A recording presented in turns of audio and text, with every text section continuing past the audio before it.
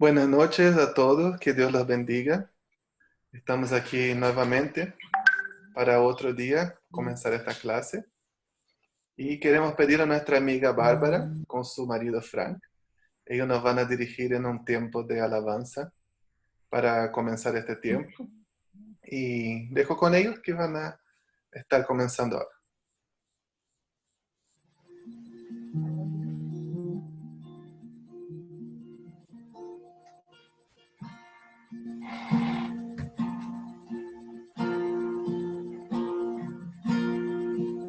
Escucho tu corazón, cada latido está llamando mi nombre. Soy atraído otra vez por tu sangre. Me siento tan amado por ti.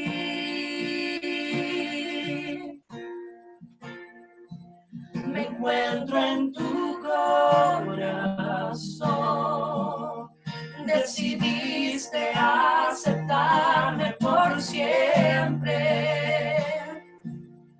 Tu amor por mí es tan sorprendente. Me siento tan mimado por ti.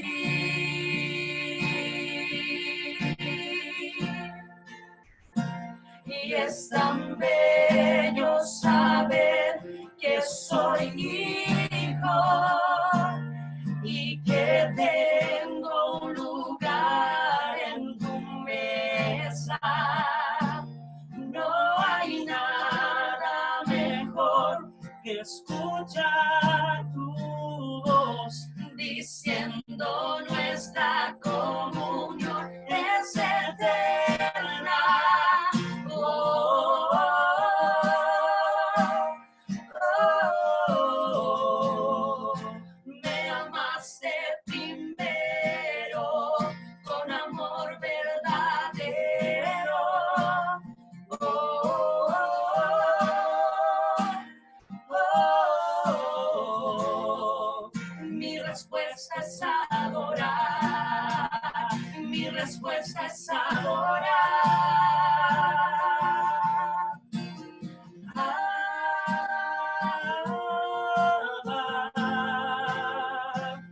Tu amor nunca falla, siempre me abraza.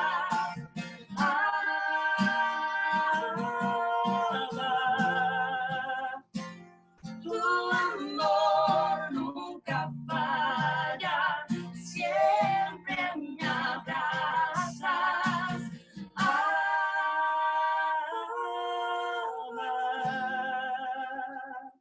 Tu amor nunca falla, siempre me abrazas.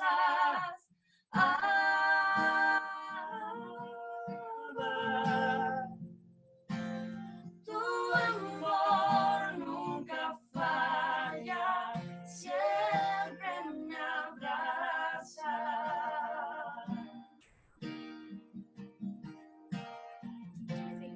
Es tan bello saber y es tan bello saber que soy hijo y que tengo un lugar en tu mesa.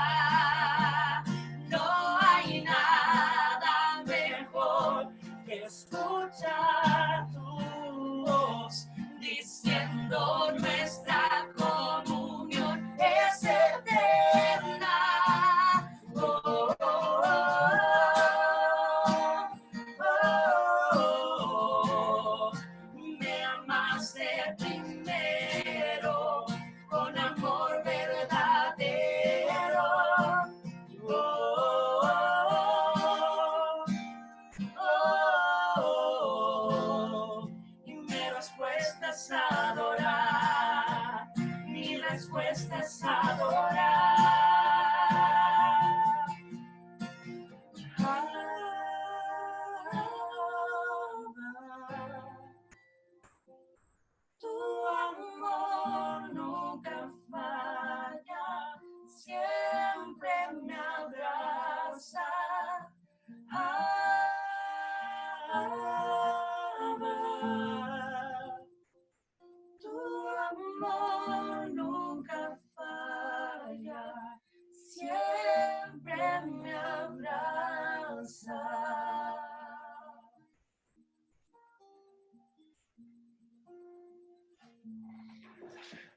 Muchas gracias, Bárbara, muchas gracias, Frank. Qué buena manera de comenzar nuestra noche, nuestro estudio, alabando al Señor. Bueno, primeramente, espero que haya ido muy bien con ustedes, con su estudio, con sus trabajos. Espero que haya sido una bendición. Recibí algunos mensajes desesperados, algunos mensajes desalentados, pero muchas personas animadas. Ahí vi que muchos pusieron en sus redes sociales su tiempo de estudio con los colores. Y eso es bueno, eso motiva a otras personas a participar, esto motiva a otras personas a estar juntos, a estar conectados. Muchos han preguntado. Desde el viernes muchos se han agregado, muchos se han incorporado. Y una bendición para nosotros eso, una bendición ver todo el ánimo que hay, el hambre por la palabra de Dios. Y eso nos encanta.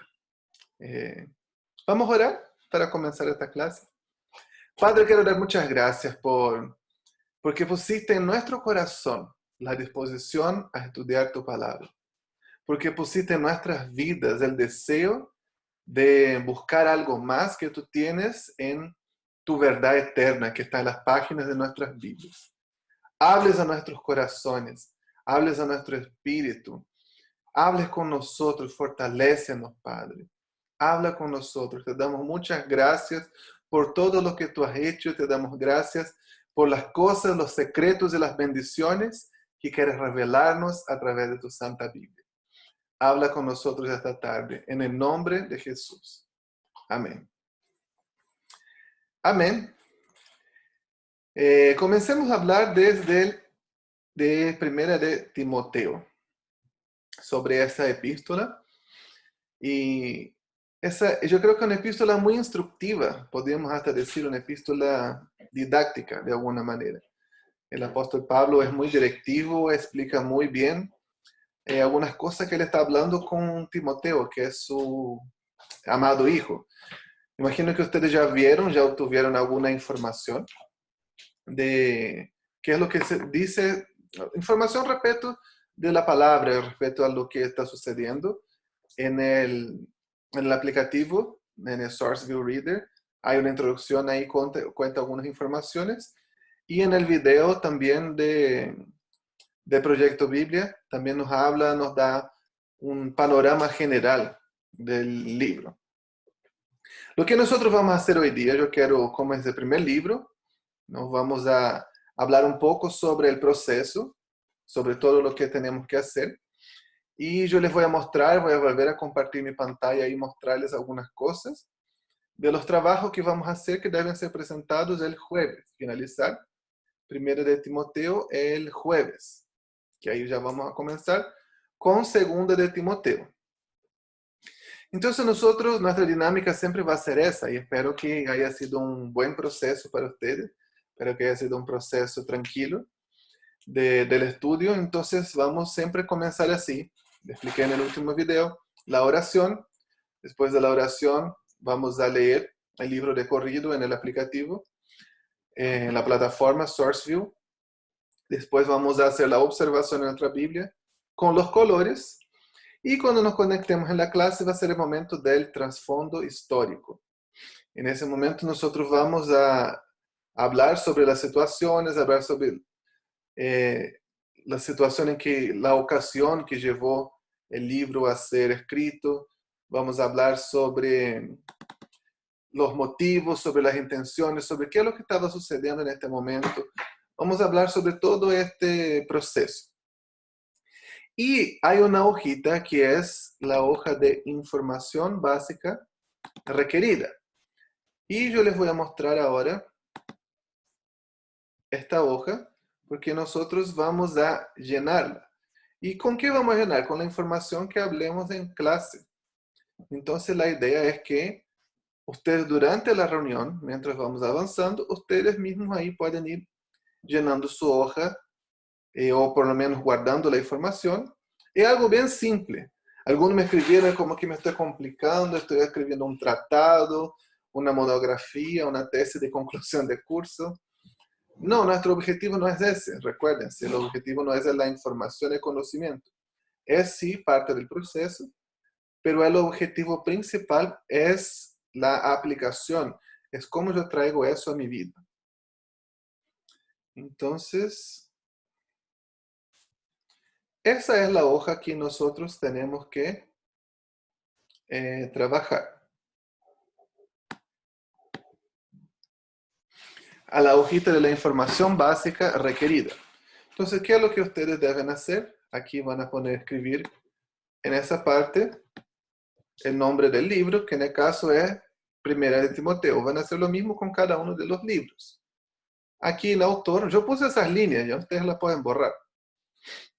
O si quieren imprimirla y hacer manualmente, como les acomode mejor.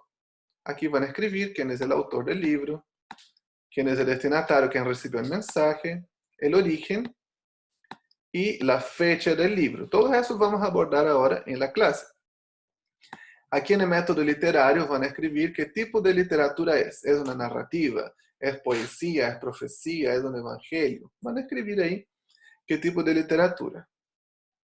Van a escribir la idea y el propósito del libro. Eso nosotros no vamos a abordar en clase. Pero obviamente ustedes con su estudio del libro, con su observación, saben cuál es la idea, cuál es el tema principal del libro, qué es lo que engloba aquí en el libro, cuál es el concepto general, cuál es la idea central del libro. Eso tenemos que poner ahí. Y el propósito, el motivo que llevó el autor a escribir el libro, la razón, qué es lo que motivó el autor. Pongan ahí con sus propias palabras en una frase, una oración. No más que una oración, ya no es para idea de complicarnos. Y aquí tenemos un espacio para poner trasfondo histórico. Que ustedes encuentren relevante, que ustedes encuentren importante. Van a poner ahí en el trasfondo histórico. Solamente eso. No se compliquen y ustedes mismos van a tener un material de una fuente de información para toda su vida. Eso es la idea, que pueden tener su propio material, pueden tener su propia fuente de información. Hay 3 hojas solamente que van a llenar, no es mucho 3 hojas, ¿cierto? Van a tomar como 10 minutos en cada una, 5 minutos. La otra hoja de interpretación y de aplicación vamos a ver cuando lleguemos a este momento. La Coté pregunta, no entendí la diferencia entre la idea y el propósito. Después yo hago un otro video explicando mejor, para no quitarnos el tiempo de la clase, ¿ok? Vamos a hablar sobre Primera de Timoteo. Ese tipo de epístola es una epístola que nosotros llamamos epístola pastoral. Junto con Primera y Segunda de Timoteo y Tito, nosotros encuadramos como una epístola pastoral. Dentro de lo que dice el apóstol Pablo de sus escritos, él escribió 12 epístolas y tenemos algunas categorías, ¿no? Están también las epístolas de la cautividad o del cautiverio, que él escribió mientras estaba preso en la ciudad de Roma. Y esas 3 son las epístolas pastorales, porque él escribió a sus compañeros de ministerio, a Timoteo y a Tito, que habían sido como sus hijos, él menciona, ¿no? Como hijos en la fe. Y escribió para ellos para ayudarlos en la misión que él les había encargado. A Timoteo le dejó encargado de la iglesia en Éfeso y a Tito le dejó encargado de la iglesia en Creta. Y escribe a sus hijos, a sus compañeros de ministerio, aquellos que él había agarrado de chiquitito quizás, desde que eran pequeñitos, desde que eran muy jóvenes en la fe, los tuvo, los enseñó, se convirtieron a través de su ministerio, estuvo con ellos y ahora los dejó encargados de iglesias importantes. Y lo escribe para aconsejarlos, no los abandona, así que el Señor les habla. Que el Espíritu Santo les bendiga. Les bendecimos, chao. No, Él los escribe, les preocupa con ellos. Él quiere bendecirlos, Él quiere ayudarlos. Entonces, esa categoría nosotros llamamos epístolas pastorales. El autor de la epístola, obviamente, vemos ahí en el versículo 1.1, es Pablo, el apóstol. Y vemos también el destinatario, fácilmente lo identificamos, que es Timoteo. Pero, ¿quién era Pablo y quién era Timoteo? Buenas preguntas para nosotros. Pablo quizás es más conocido más fácil, quizás todos los que están mirando esta clase aquí saben quién era Pablo, ¿cierto? Era un apóstol. Él se llamaba apóstol. ¿Cuál era el concepto de apóstol? Alguien que había visto a Jesús con sus propios ojos. Un cristiano de primera generación, llamado por él. Los 12, ¿no? Pablo no era originalmente uno de los 12, pero él se autodenominaba apóstol porque vio a Jesús. Él decía, clamaba, ¿no?, de que vio a Jesús en su visión en el camino a Damasco cuando se convirtió. Y algo muy interesante es la historia del apóstol Pablo. Creo que la mayoría conoce, no quiero profundizar mucho en eso. Pero el apóstol Pablo, él era un judío, no era natural de Judea, natural de Tarso, pero creemos por el contexto, por lo que decía, que él fue a vivir a Jerusalén en temprana edad. Ahí fue enseñado, ¿no?, bajo los pies de Gamaliel, una escuela de fariseos, era de partido político de los fariseos, y era muy respetado, muy celoso de las leyes de Dios. Y él mismo menciona eso en su epístola. El libro de Hechos nos cuenta, muy celoso, muy firme en lo que tenía que hacer, en las leyes, en las tradiciones, como eran los fariseos.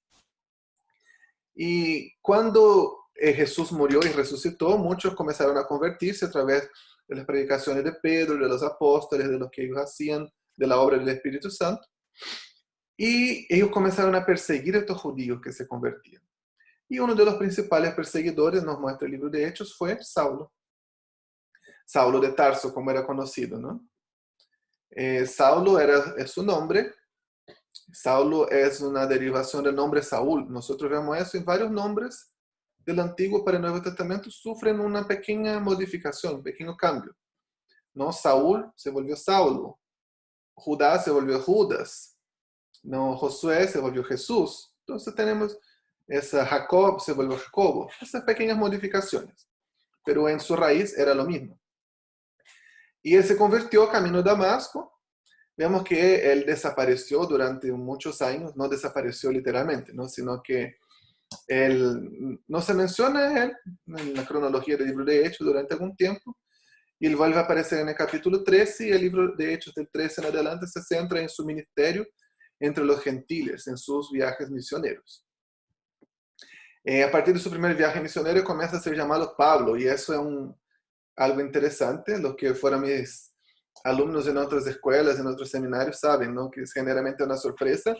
Nosotros pensamos que cuando Jesús se le apareció, le cambió, y aquí tu nombre no será más Saulo, será Pablo. Y nunca vemos que eso jamás sucedió, ¿no? En el libro de Hechos nunca dice eso, que Dios le cambió el nombre. Simplemente entre los gentiles se utilizaba la variación griega de su nombre. Saulo era como el nombre hebreo, y Pablo era el nombre griego, la variación griega de su nombre, nada más que eso, como Carlos y Charles, o como Juan y John, algo así. Y entonces no hay ninguna sorpresa, ninguna revelación, y vemos eso en muchos personajes del Nuevo Testamento. Silas era su nombre, y en otras partes vemos que él es llamado de Silvano. Vemos también Pedro, en otras partes es llamado Cefas. En muchas partes vemos, porque no es que tenían dos nombres, sino que el correspondiente griego de su nombre judío, su nombre hebreo.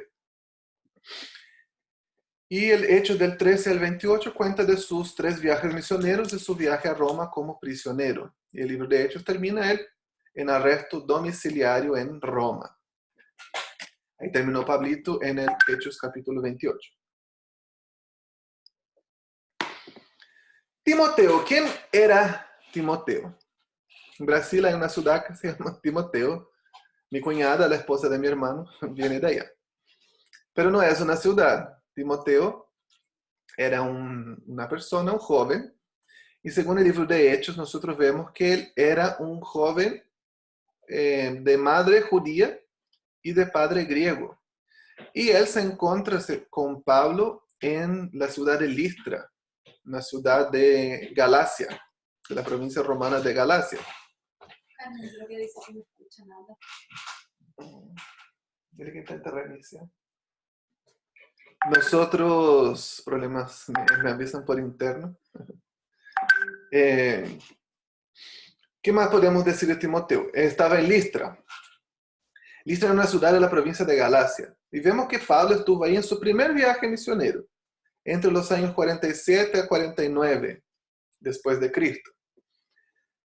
Algunos creen, algunos estudiosos dicen que Timoteo se convirtió en el primer viaje misionero de Pablo en la ciudad de Listra.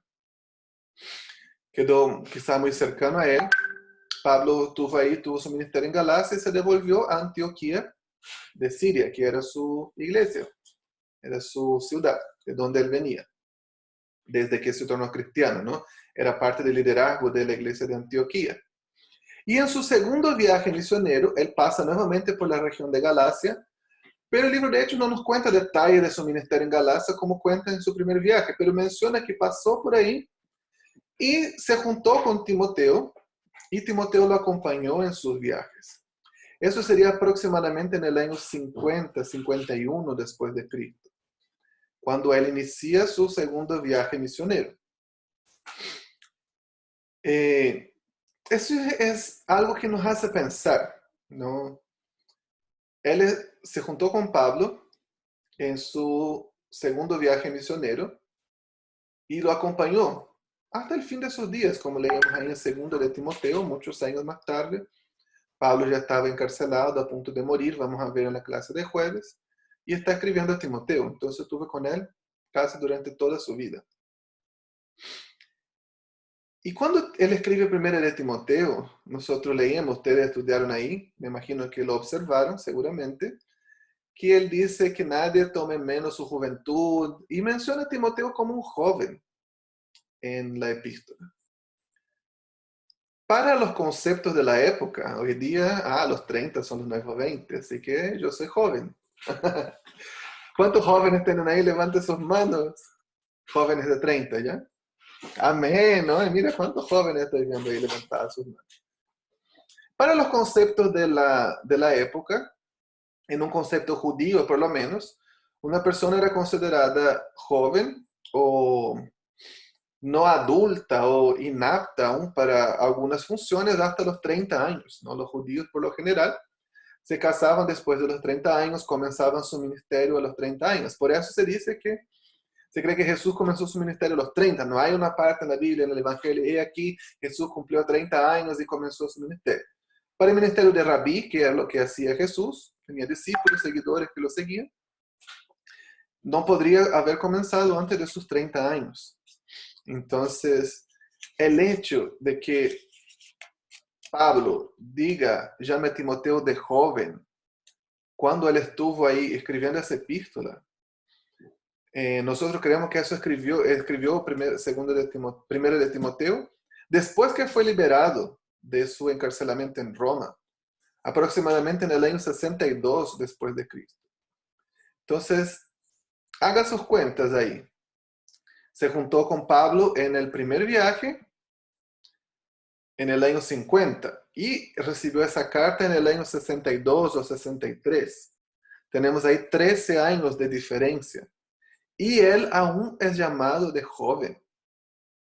¿Qué eso nos hace creer de Timoteo? Que él se juntó con Pablo en su primer viaje, era muy chiquitito.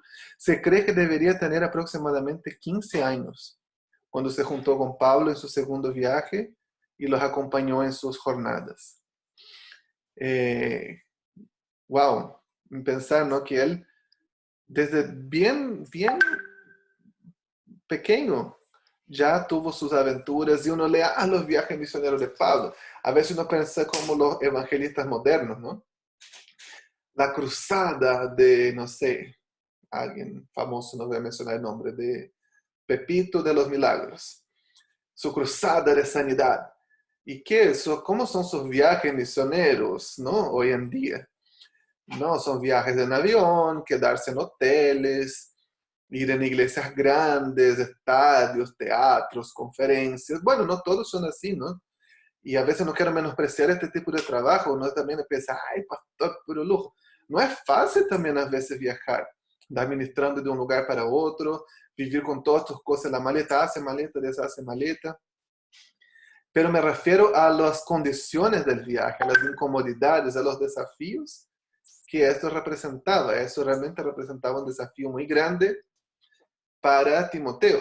Nosotros vemos en los viajes de Pablo que él era azotado, fue encarcelado, le picaron serpientes, le apedrearon, la gente lo persiguió, lo pifiaban, él se metía a la sinagoga, los judíos lo venían a increpar, le faltaba comida, no tenía que comer, después regalaba comida a otra persona. Era algo extremadamente difícil, ¿no? Complejo. Tanto que nosotros vemos en el primer viaje misionero de Pablo, él se fue en el primer viaje con Bernabé y llevaron con ellos a Marcos, a Juan Marcos. Era sobrino o primo de Bernabé. Depende de la versión, nosotros vemos que era pariente de Bernabé.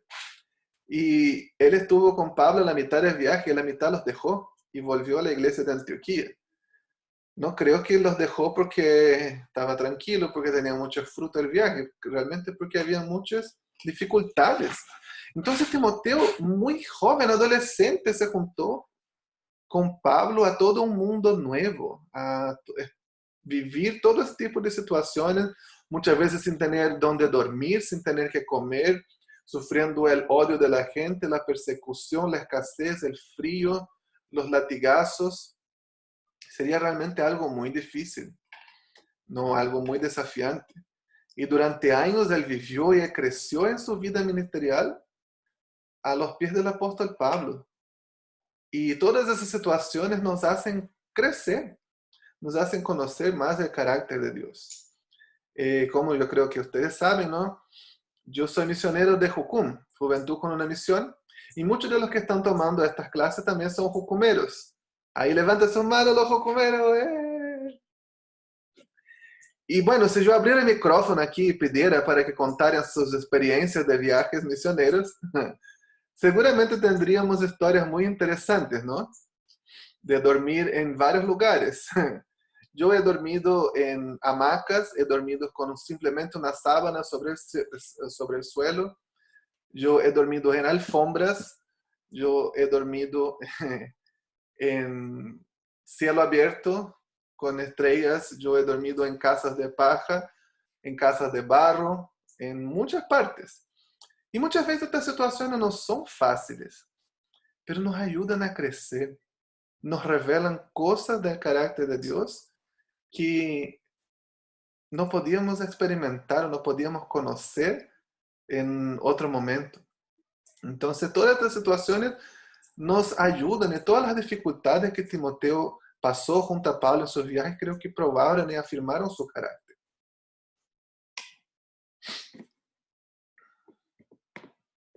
Si nosotros calculamos aproximadamente, podríamos pensar, podríamos decir, que Timoteo, cuando fue dejado por Pablo en la ciudad de Éfeso para ministrar allá, debería tener alrededor de los 30 años, quizás un poco menos, 28, 30 años.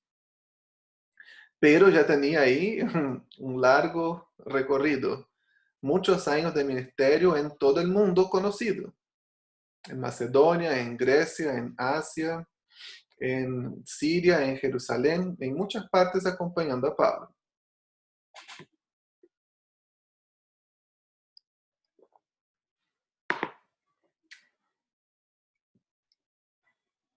Según la tradición de la iglesia primitiva, Timoteo siguió en la ciudad de Éfeso y él murió en el año 72 después de Cristo en un motín en la ciudad de Éfeso en contra de él, y él fue asesinado ahí en un levantamiento, ¿no? En una oposición en contra de él en la ciudad contra el evangelio, y él fue muerto ahí en esta ocasión.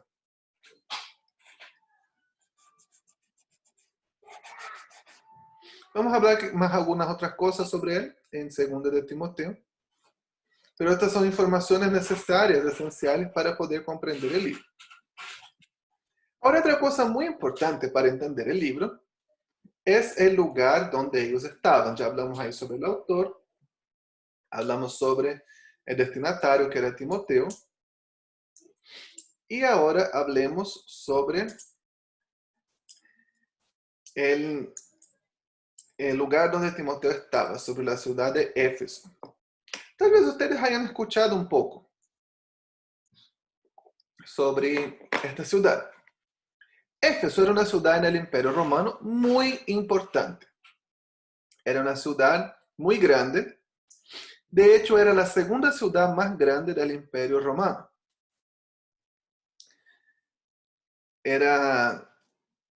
Se creen, ¿no?, los estudiosos que para su apogeo, para su punto más grande, más glorioso, Roma llegó a tener casi 1 millón de habitantes. Y Éfeso debería tener alrededor entre 500 y 600 mil habitantes. Eso es algo enorme si pensamos que estamos hablando de 2000 años atrás. Para una ciudad no había metro, no había micro. Eso era una aglomeración de personas enorme, muy grande. Entonces, Éfeso era una ciudad muy grande. Y la ruta comercial principal, la ruta marítima principal, era la ruta entre Éfeso y Roma. Si nosotros pensamos en el contexto, ¿no?, de Chile, las ciudades más grandes son Santiago y Concepción. Y entre ambas ciudades hay una ruta comercial muy grande, muy importante. Pensemos también en Santiago y Valparaíso, ¿no? Entre el puerto y la capital hay una ruta comercial importante. Siempre se están llevando mercaderías, transitando muchas personas por ahí. Y esta era la ruta marítima principal, era la ruta entre Éfeso y Roma. Era la capital de la provincia de Asia Menor. Y habían particularidades en la ciudad de Éfeso, ¿no? Era un puerto muy importante y la ciudad de Éfeso estaba dedicada a la diosa Diana. Nosotros leemos en el libro de Hechos, en uno de los momentos donde muchos se convirtieron, hubo un motín y la gente se levantó en contra de Pablo y gritaba, no, que salgan de aquí los cristianos, grande es la Diana de los Efesios. Y empezaban a gritar y gritaban, grande es la Diana de los Efesios. ¿Quién era la diosa Diana? Los romanos, cuando conquistaron a los griegos, absorbieron mucho de su cultura, de su manera de pensar y también de sus dioses. Los romanos, entre muchas de sus creencias, incluyeron el panteón de los dioses griegos, ¿no? Los dioses que nosotros conocemos de la mitología griega, de la historia y de los monitos, ¿no?, de Hércules, el Zeus, Ares, Hades, Afrodita, Cronos, que era el papá de Zeus, Poseidón. Entonces, estos eran los dioses greco-romanos.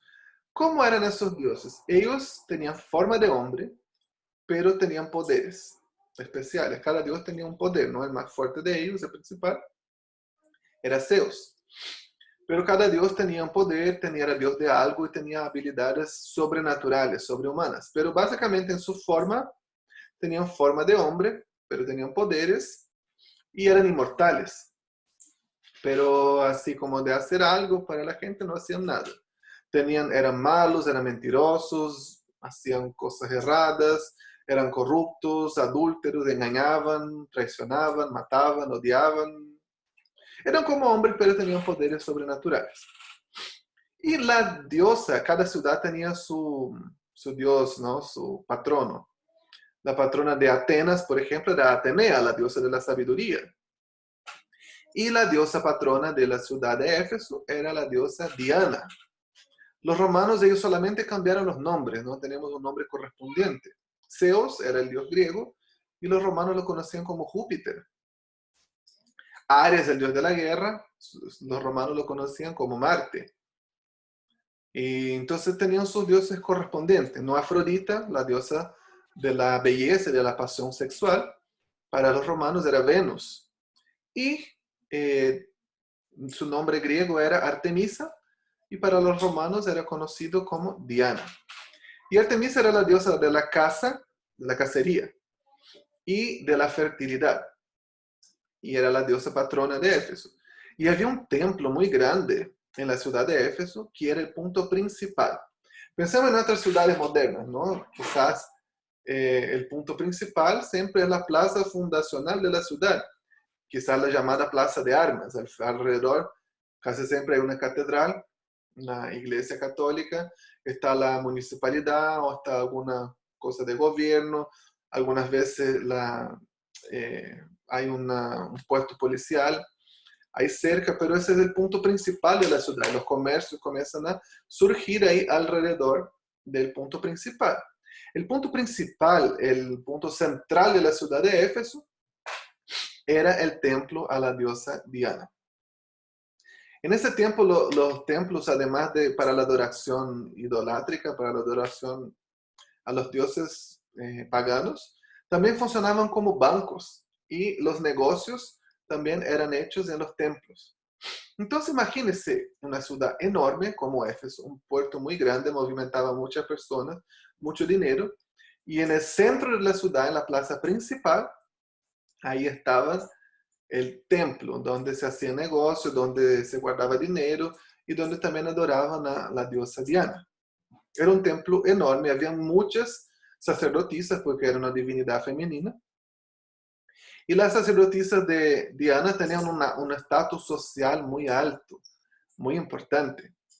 Y no es difícil pensar, no piense, reprende este pensamiento en el nombre de Jesús, pero como se adoraba a la diosa de la fertilidad, obviamente teniendo actos sexuales con ella, con sus sacerdotisas. Entonces la adoración a la diosa Diana se hacía, entre otras maneras, con orgías, con actos sexuales ilícitos, a través de inmoralidad, de promiscuidad, y para hacer, era como un combo, ¿no? La gente iba, hacía sus transacciones financieras, sacaba su dinero, hacía sus negocios, adoraba a la diosa, tenía sexo casual y volvía.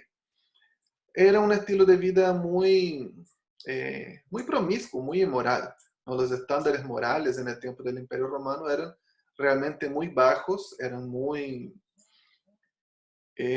deplorables, muy degradados. Nosotros vemos mucha condenación a ese estilo, no condenación, pero mucho llamar la atención en las epístolas. ¿Por qué se hablaba tanto de la fornicación, de la homosexualidad, del adulterio? Porque eran cosas normales para ellos. Ellos vivían esas situaciones día a día. Y así era también en la ciudad de Éfeso. Además de las sacerdotisas o de las, no sé, prostitutas cultuales, ¿no? Prostitutas religiosas, podemos decir así. Por ser una zona portuaria muy grande, también había muchas prostitutas, eh, mucha, mm, muchos burdeles, todo en el Imperio Romano funcionaba alrededor de mucha inmoralidad sexual, en el mundo greco-romano.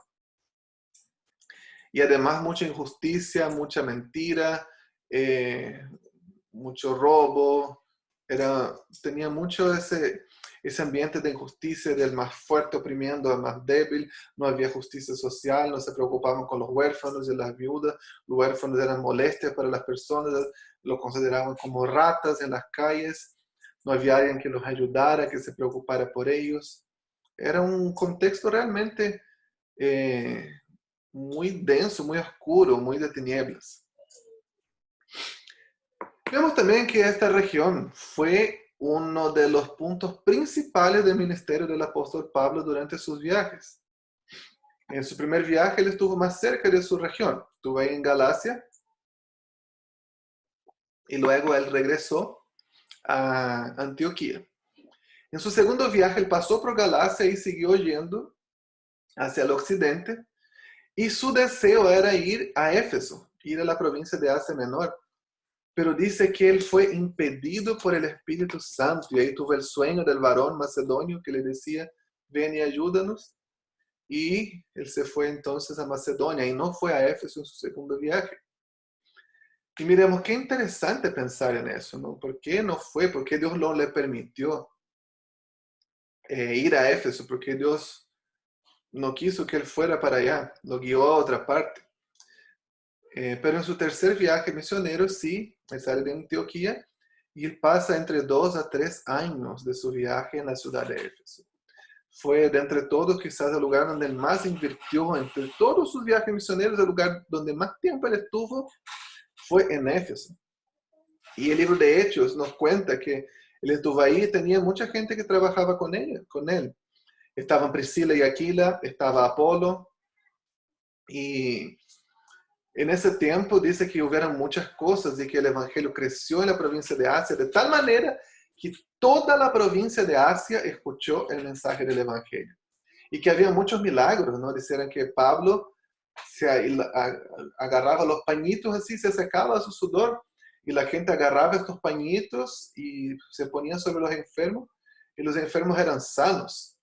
Seguramente el texto bíblico no está diciendo que eso es no sé, una fórmula mágica de cura. No es para que nosotros repitamos ese estilo de sanidad, no sé, de milagro. Era una observación de tanta presencia y poder de Dios que había en la región, tanta presencia de Dios que había en Pablo, que hasta algo trivial como secarse el sudor con los pañitos y pasar a las personas producía milagros. Hay una determinada iglesia allá en Brasil que el apóstol, ¿no?, de esta iglesia repite eso, ¿no? Él se anda secando el sudor y después de los pañitos para sanar a la gente enferma, pero no los pasa, los vende. Cierra paréntesis. Se nombra también, ¿no?, que las personas, solo a veces mencionar el nombre de Pablo, los demonios salían. Y cuenta una historia interesante que habían unos endemoniados y llegó alguien ahí, unas personas, y dijeron: en el nombre de Jesús a quien Pablo predica, sale ahora. Y esas personas quizás no hacían eso con entendimiento, con la motivación correcta, y el endemoniado les mira y le dice: Jesús yo conozco y Pablo sé quién eres, pero ¿ustedes quién son? Y el demonio salta arriba de ellos, les da una paliza y dice que se fueron avergonzados. Así que no reproduzca en su casa ni lo de los pañitos, ni lo de echar demonio en nombre de Pablo o de otra persona. El propósito del libro de Hechos es contarnos el nivel de propagación del evangelio y de la manifestación de su espíritu que hubo en la región. Y después de pasar esos 2 a 3 años ahí, Pablo siguió con su viaje misionero. Quedaron ahí algunos de sus colaboradores. En el final de su tercer viaje misionero, él pasa por ahí, pero no quiso ir a Éfeso porque si no se iba a demorar. Y dice que los líderes de Éfeso se juntaron con él cerca y lo abrazaron y lloraron porque sabían que nunca más lo iban a ver. Entonces realmente él tuvo una inversión de sus años de ministerio muy grande ahí en la ciudad de Éfeso. Fue mucho tiempo de su vida que él dedicó a este lugar. Después terminó su tercer viaje en Jerusalén, donde fue arrestado. Estuvo 2 años en Cesarea, después 2 años en Roma. Y en estos años que Pablo no estuvo ahí, muchas cosas cambiaron. Las cosas cambian, ¿cierto? Las cosas no quedan siempre como uno gustaría que estuvieran. Las cosas van cambiando. Las personas van cambiando, las situaciones. Eso sucedió también con la iglesia de Éfeso. Las cosas cambiaron los años que Pablo no estuvo ahí. Imagínense este contexto de inmoralidad, este contexto de injusticia, de depravación moral que había. Esas sacerdotisas de Diana, toda esta gente, los magistrados romanos que robaban a la gente, los que vendían, capturaban esclavos y los vendían, todas esas personas estaban ahí. Y cuando el evangelio llegó, Pablo y su equipo estuvieron ahí en la provincia de Asia, predicaron, toda esta gente se convirtió. Y toda esta gente llega a la iglesia. Pero uno no llega a la iglesia listo, ¿cierto? Nos gustaría que Jesús tuviera una varita mágica. Sí, a mí me gustaría, ¿no? Jesús agarra ahí su varita mágica. Yo me convertí, acepto a Jesús como Señor y Salvador de mi vida. Abracadabra. ¡Pling! Oh, soy nueva criatura, soy nueva persona, ya no tengo más deseo del mal, ya no deseo más el pecado, ahora soy una persona transformada, ahora vivo una vida piadosa. Algunos quizás están pensando, ojalá fuera así, ¿no? Me gustaría. Esta abracadabra es muy viejo, ¿no? Pensamos ahora en, ¿cómo es que dicen Harry Potter? Expelliarmus, misericordia, reprendemos Harry Potter. Jesús no tiene varita mágica, no usa ningún conjuro.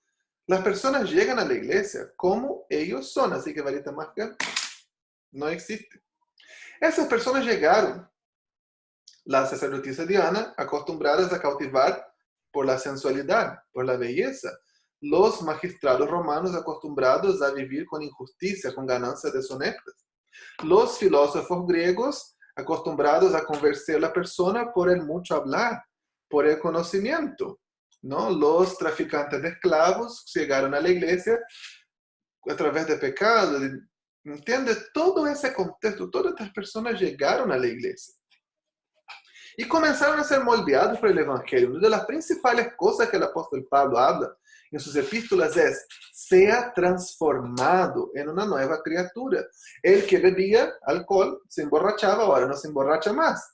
El que fornicaba, ahora ya no fornica más. El que hacía eso, no sé, se iraba, ahora ya no se ira más. El Evangelio tiene que venir a transformar. Y estas personas llegaron a la iglesia. Imagina este contexto diario de ver estas cosas como normal. Yo creo que nosotros hoy en día vivimos en una sociedad muy depravada, muy inmoral. Es la sociedad occidental. Y yo creo que la sociedad romana era aún más depravada que la nuestra. Hay algunos antropólogos, algunas personas que dicen que toda sociedad, cuando llegó a un nivel de depravación moral muy grande, esta sociedad se desintegra. Y eso sucedió con el Imperio Romano, no duró por siempre, ¿no? Llegó a un nivel de corrupción moral tan grande y eso mismo va corrompiendo la estructura de la sociedad, de la nación, de la cultura, y la sociedad se desintegra. Nuestra sociedad se va corrompiendo cada vez más y más. Y muchos antropólogos dicen eso: si no hay una mantención de los valores, de los estándares, y no hablo eso de valores de leyes cristianas, estoy hablando en general, nuestra sociedad occidental se puede desintegrar en algunas décadas, no sé, años. Y el Imperio Romano, eso era algo tan normal para ellos. Imagina tú venir a la iglesia de un estilo de vida totalmente diferente y ahora tener valores, tener estándares, ahora tener un testimonio. Las personas muchas veces no sabían manejar y seguían luchando con esas cosas. Y los años que el apóstol Pablo no estuvo ahí, muchas de esas personas llegaron a ser parte del liderazgo de la iglesia y estaban quizás predicando y haciendo cosas que no calzaban con la sana doctrina, no calzaban con el mensaje del Evangelio. Y las epístolas, no solo de Pablo, de Pedro, de Santiago, la epístola de Hebreos, las epístolas de Juan, lo que ellos querían hacer era afianzar las personas de vuelta.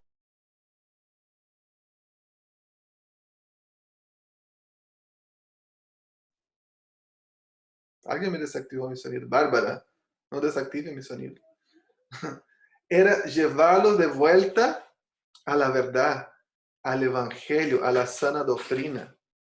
Entonces, las epístolas querían hacer eso. La gente, esas personas, ¿no?, fueran creciendo en la iglesia, siendo parte, y comenzaron a desviarse, ¿no?, a hacer la línea recta del Evangelio, y comenzaron a desviarse. Y el apóstol Pablo, sabiendo eso, dejó nadie más que a su hijo Timoteo en esta iglesia. Nadie más que la persona a quien tenía como un verdadero hijo en la fe. Quizás la persona a quien él más confiaba de todos. Lo dejó ahí para volver la sana doctrina, para hacer las cosas como deberían ser hechas, de acuerdo a la verdad, de acuerdo a la palabra de Dios. Entonces, eso es muy lindo ver el corazón de Pablo hacer eso. Él vivió todo su encarcelamiento con Timoteo. Estoy seguro que lo amaba como un hijo y quisiera tener su compañía en lo que él estaba haciendo ahora en este momento. Pero prefirió dejar a Timoteo ahí porque era alguien que había crecido con él y conocía la verdad, conocía la sana doctrina y que podía guiar a la iglesia de vuelta a la verdad, alinearla nuevamente al Evangelio. Y ahí quedó Timoteo con grandes desafíos en la iglesia, ¿cierto? Pequeñito. Una cosita nomás que tenía. La iglesia no era nada muy difícil, ¿cierto? Bueno, ese es más o menos el contexto de Éfeso hasta el momento en que la epístola fue escrita. Puedo destacar que algunos años más tarde, ¿no?, como vemos ahí en el libro de Hechos, dice que toda la provincia de Asia fue evangelizada y un gran número de personas se convirtió. Había una gran concentración de cristianos en la provincia de Asia. Eso estamos hablando ahí del año 62, 63. En el año 64 se inició la persecución a los cristianos en Roma. Y muchos de los cristianos que vivían ahí en la región de Italia, ellos arrancaron y se refugiaron en la provincia de Asia. Y pocos años más tarde, en el año 70, hubo la caída de Jerusalén. Los romanos marcharon y destruyeron la ciudad de Jerusalén. Y todos los cristianos de esta región también huyeron y se refugiaron en la región de Asia Menor, en Éfeso. Incluso entre ellos el apóstol Juan, el único de los apóstoles que sobrevivió a las persecuciones, ¿no?, a la caída de Jerusalén. Y él se mudó a Éfeso, ahí era conocido como el anciano. Y de ahí, desde Éfeso escribió sus epístolas, el Evangelio, sus epístolas y el libro de Apocalipsis, de la isla de Patmos, que es una isla cercana a Éfeso. Entonces, después, algunos años más tarde, la provincia de Asia, Éfeso, la provincia de Asia se volvió el principal reducto cristiano dentro del Imperio Romano. La mayor y principal concentración de cristianos estaba ahí en la provincia de Asia, ¿no? Los que vinieron a refugiarse de Roma, desde Judea, y esta región se volvió la principal concentración de cristianos. Tanto que algunos años más tarde, en los años 90 después de Cristo, el emperador romano Domiciano comenzó una segunda gran persecución, y esa persecución se centró especialmente en la provincia de Asia Menor, en la ciudad de Éfeso. No, en esta persecución el apóstol Juan fue arrestado. Dice la tradición de la iglesia primitiva también que él lo ataron en plaza pública y le tiraron aceite hirviendo encima, pero milagrosamente él sobrevivió sin ningún daño. Y después de eso lo lanzaron en la isla de Patmos, que era un campo de trabajo forzado. Y allá él recibió la visión del Apocalipsis. Se cree que murió bien viejito, el apóstol Juan. Tenemos contexto sobre el autor, sobre el destinatario, sobre la ciudad donde ellos estaban, ¿no? Entonces ustedes pueden ahí llenar su hoja de información básica requerida. El autor de la epístola es Pablo. Escribió para Timoteo en el año 62 a 63 después de Cristo, ¿no? Después que Pablo fue liberado de Roma y antes de la gran persecución. Y lo escribió, hay varias teorías, pero una de ellas es que lo escribió desde Corinto.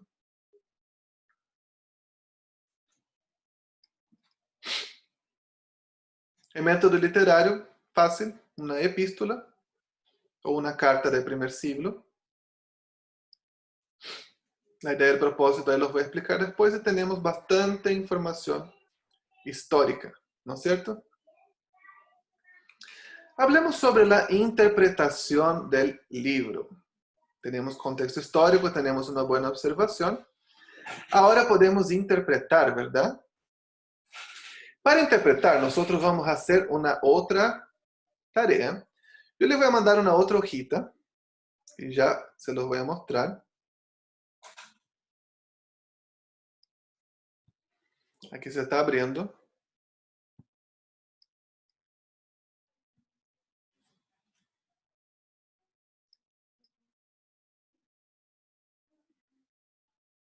No se abre todavía.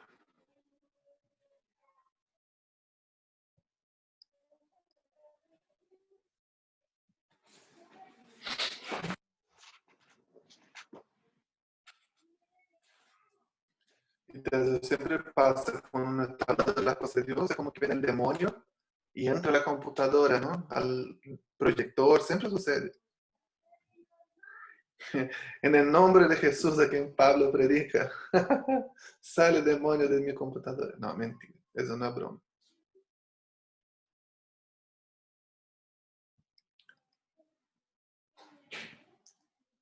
Y mira, todavía no se abre.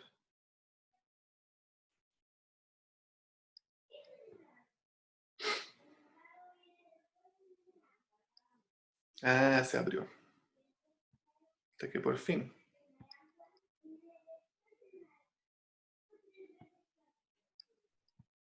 Aquí está. La interpretación de Primera de Timoteo. Esta hoja yo les voy a mandar. Entonces vamos a tener una primera pregunta, que es la discusión en grupo. Y después tenemos 3 otras preguntas que son personales, que ustedes van a responder solitos, ¿ya? Entonces, la primera pregunta vamos a hablar ahora. Y yo los voy a dividir en grupos aquí. Hay una herramienta aquí en el Zoom. Yo los voy a dividir en grupos. La plataforma automáticamente los va a dividir. Y ustedes van a conversar sobre ello. Ya les voy a decir aquí la primera pregunta y ustedes van a discutir y hablar sobre ella. Esa primera pregunta que dice aquí discusión en grupo. En la parte que dice interpretación personal, ahí después en sus casas, con tiempo, ustedes van a, con las herramientas que tienen de observación, de trasfondo histórico, van a responder estas preguntas interpretativas, ¿ok? Yo dejé aquí eso como un modelo solamente, ¿no? Está aquí la pregunta y 5 líneas yo puse. Use de la manera que quiera, como quiera. Ya no se preocupe con eso, ocupe las líneas que desee. Lo importante es que llene esta hoja, la guarde y nos la envíe después. Entonces, la primera pregunta, está aquí, les voy a aumentar la pantalla para que puedan ver. Y yo creo que va a ser una buena discusión en grupo ahí. Uno de los grandes pasajes polémicos en Primera de Timoteo está en el capítulo 2, del 9 al 15, sobre el rol de la mujer en el culto. Vamos a leer qué es lo que dice este pasaje para no quedar con dudas. Primera de Timoteo 2, del 9 al 15.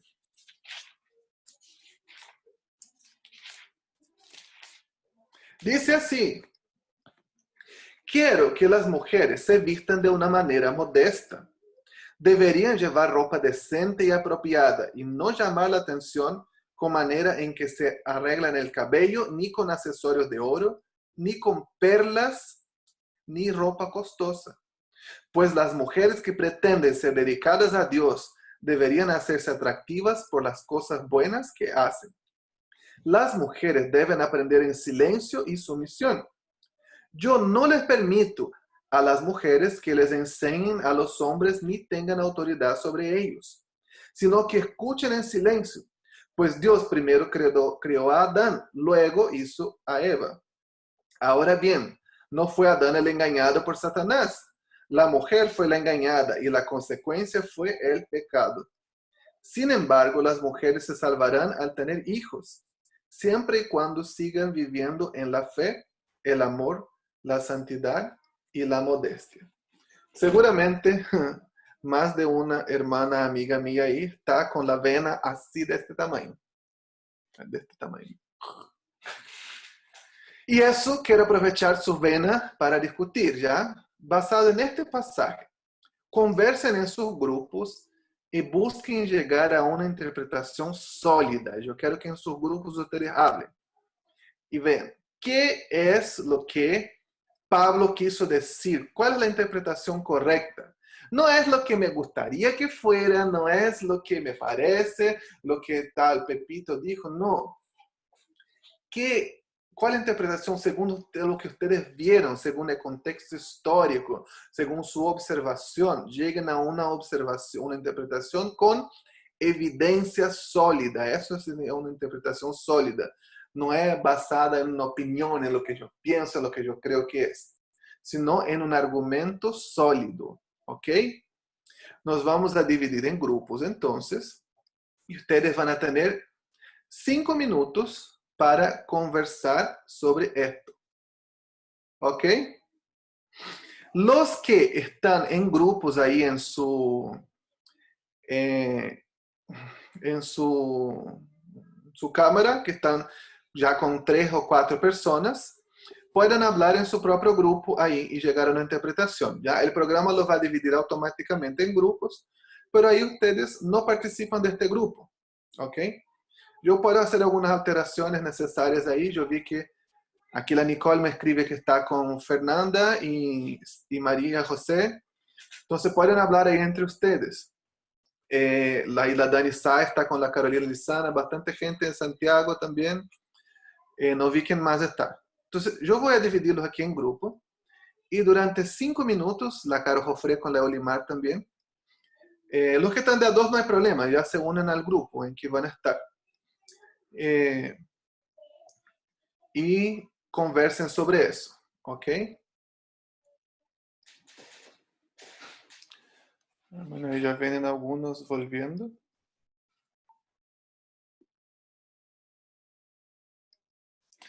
Me imagino que tuvieron discusiones muy interesantes.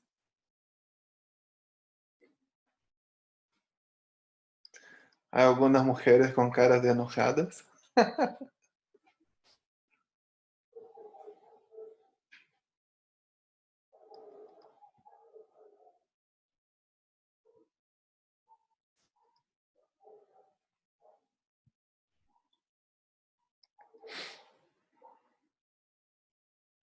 Oye, Tulio, ¿Sí?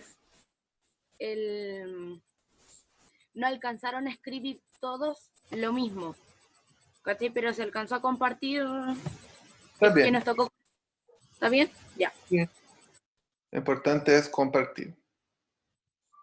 Me vuelvo a callar y a sacar mi pantalla. Actívame.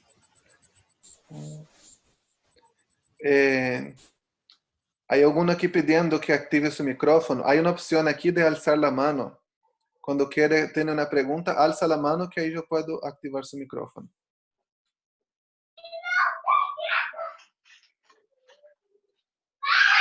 Sofía, llama a Julia. Ahí apareció. Dígame, Te Juana. levantas la mano. Ya, pues, ¿cómo vamos a hacer para comentar entonces? Sí, la idea es que una persona comente por grupo. Quizá no todos los grupos, pero algunos voluntarios ahí que quieran comentar de su grupo. Unos 5 por lo menos, que levanten su mano y les vamos activando su micrófono de a uno. Ya que Ya, usted levantó su mano, puede comenzar, por favor. profesor. Entonces nosotros estamos comentando, leyendo aquí 1 de Timoteo 2 y pensamos lo siguiente sobre qué estaba queriendo decir con respecto a las mujeres y su posesión y no enseñar y tal. Entonces, estábamos conversando sobre esto y imaginamos, ¿sí?, que estas mujeres que están queriendo tener una autoridad en la iglesia, probablemente, por lo que tú comentabas, eran sacerdotisas, ¿sí? Dentro de su cultura, venían como sacerdotisas de los templos paganos, ¿ok? Y ellas tenían, entonces era una situación de poder, una situación de esta cosa de poder, porque si ellas eran sacerdotisas paganas, ellas querían tener esta misma posición dentro de la iglesia. Claro. Y cuando usa estos temas interesantes sobre la ropa, sobre la posición frente al hombre y sobre los hijos, yo me imagino entonces que algunas prácticas estaban trayéndose para la iglesia a partir de ahí. Entonces imaginamos que era esto, la ropa que usaban, como si eran sacerdotisas de unas prácticas sexuales, me imagino que la ropa que como que estaban en la iglesia era totalmente seductora, ¿sí? Totalmente seductora, y sabemos y entendemos que la seducción y el sexo es una poderosa arma, una poderosa influencia de la mujer sobre el hombre. Entonces probablemente estaban esta mujer o estas mujeres intentando hacer esto, intentando como una especie de control sobre los líderes o sobre la iglesia en sí, con estos atributos. Y yo me imagino siempre que Pablo hace una posición tan fuerte sobre una situación, siempre me lleva a pensar que es un contraste, ¿no? Entonces también si lleva esa situación de los hijos, yo no tengo ninguna referencia de que las sacerdotisas paganas se deleitaran teniendo hijos o tuvieran hijos, Claro. o tener hijos como sacerdotisa era una cosa que era bien vista dentro del paganismo, ¿no? Una sacerdota que tiene hijos como que no está en contacto con los dioses, una onda así, ¿no? Entonces ahí yo creo que viene en contrapartida como no es más de esta manera vieja de pensar, de esta manera vieja de actuar, sino de maneras diferentes, creo que es eso. Entonces, según lo que ustedes discutieron, creen que el orden de Pablo era específico para este grupo de mujeres de la iglesia de Éfeso solamente. Sí, Muchas gracias, Juanma. ¿Alguien mucho más, por gusto. favor? Puedes llamarme cuando quieras. Ya. ¿Alguien más, por favor, que levante su mano para compartir? Más una persona. Si no, voy a escoger.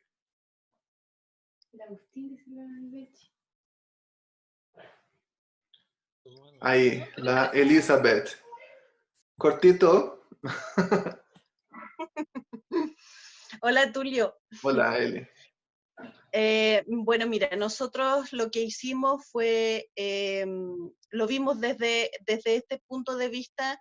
Por ejemplo, nos enfocamos en las iglesias pentecostales, que hay muchas iglesias que hoy en día todavía utilizan estas mismas formas, que es, por ejemplo, que a las mujeres no se les permite ni usar peinados, ni ningún tipo de joyas, ya sea ni de oro, ni de plata, ni maquillaje, y las mujeres tienen que usar el pelo muy largo, tienen que usar todo el año, ya sea en invierno, verano, otoño, lo que sea, ellos tienen que usar solamente faldas.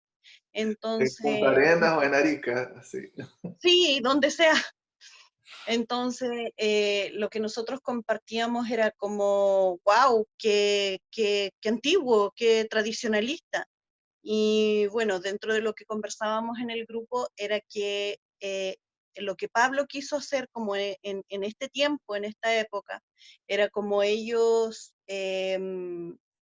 adoraban a la diosa Diana en esa época. Entonces, como que él quiso dar esta enseñanza para que ellos pudieran diferenciarse y pudiera ser transformado su corazón en el sentido de que ya no, porque ya no participaban de esa forma. O sea que ellos ya no iban a participar más como de la forma como lo venían haciendo antes. Y para que también el resto de la gente, tanto de los hombres o de las mismas mujeres, no se fijaran tanto en lo que llevaba la mujer, digamos, sino que, y no estuvieran pendientes de ella, más que nada. Y bueno, y cuando pero nosotros también el otro punto que tocábamos era qué pasaba, por ejemplo, ya, que si en lo externo ellos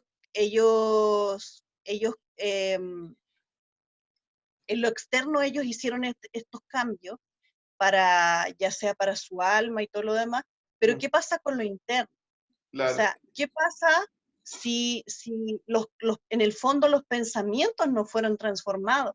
Porque sabemos y creemos que los pensamientos, chuta, que son difíciles de cambiar, y no es una cosa de que tú de un día para otro dejes de pensar mal, o dejes o transformes tus pensamientos, Sí. ¿cachai? Sino que y a eso llegábamos en el fondo de que fue una forma como de cambiar algo externo, pero lo interno, ¿qué pasaba con lo interno? En el fondo lo interno seguía siendo igual. Sí. Muchas gracias, Eli. Eso Yo es lo creo que que podemos aportar.